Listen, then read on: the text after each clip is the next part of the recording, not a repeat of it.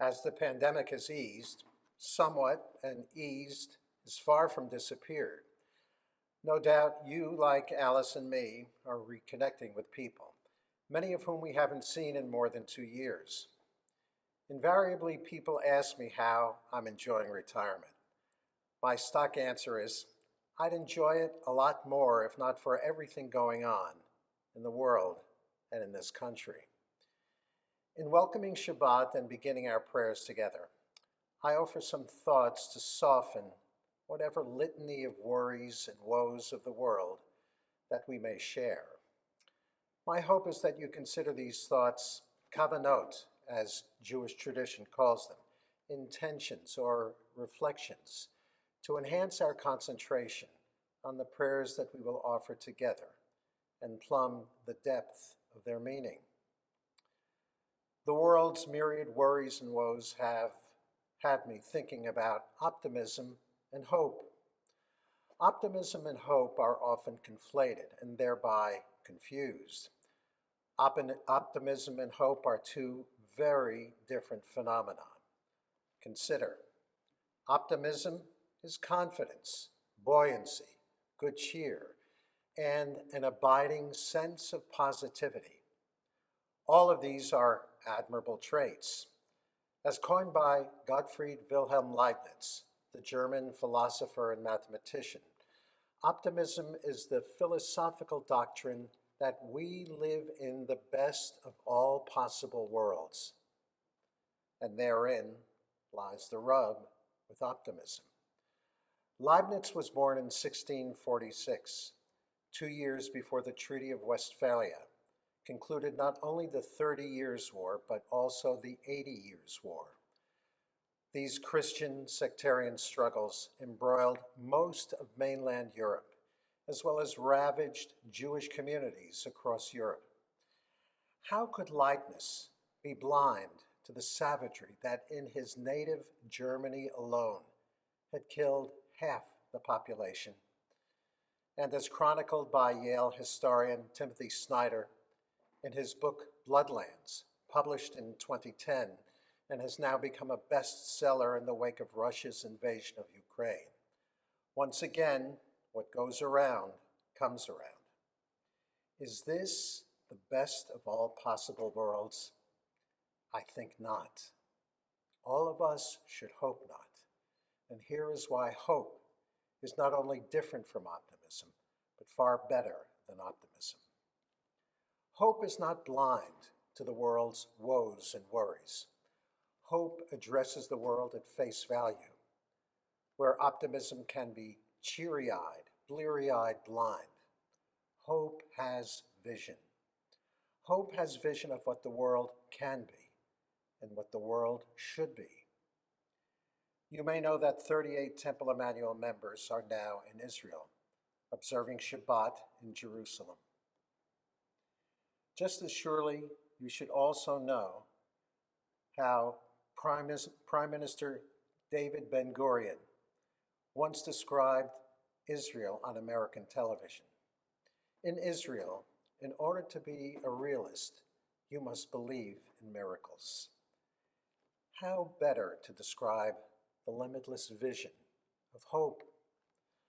On May 14, 1948, while Israel was being attacked by 4 Arab armies, Egypt, Syria, Jordan, and Iraq, aided by an Arab Liberation Army of volunteers from Saudi Arabia, Lebanon, and Yemen, the ceremony to declare Israel's independent statehood began with the singing of Hatikva.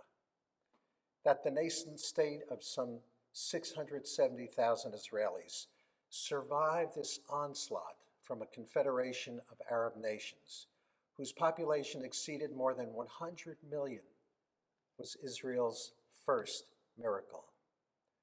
More have followed. No doubt our 38 Temple Emanuel members are now learning about some of those miracles in Israel. And if not outright miracles, moment by moment our members are witnessing the fulfillment of myriad hopes in the Jewish homeland founded upon hope. But we need not be in Israel to experience the limitless bounty of God, given hope. For one, Ki mitzion tetzei Torah, for out of Zion the Torah shall go forth, and it is here in our Aron Kodesh, our holy ark. Nor do we have to search the Torah far and wide. God-given hope is at the beginning, in the very first word of Torah, Bereshit, in the beginning. The Shoresh, the root, Reish Aleph Shin.